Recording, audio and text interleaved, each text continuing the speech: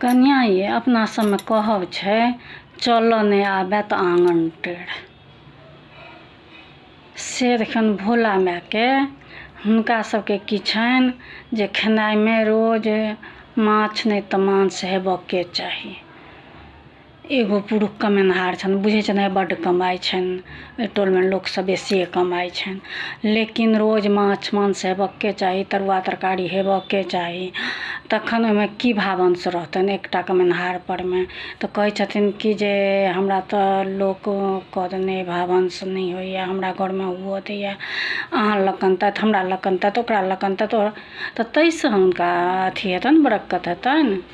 आ कि अपन खर्च पर कंट्रोल करता है तहन बरक्कत हेतनि। हमरा अहाँ के 100 रुपया अगर सब्जी ला दै छथि तो ओहियो में से सोचे छियै 20 रुपया बचा ली।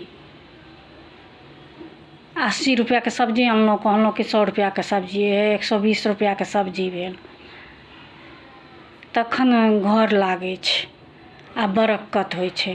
कि लोक के बरक्कत देखने आ खर्चा करब अछि, अठन्नी खर्चा करब रुपैया लोक लग कानब तैसे हैत, तहन तो ओहने जिंदगी बीतत।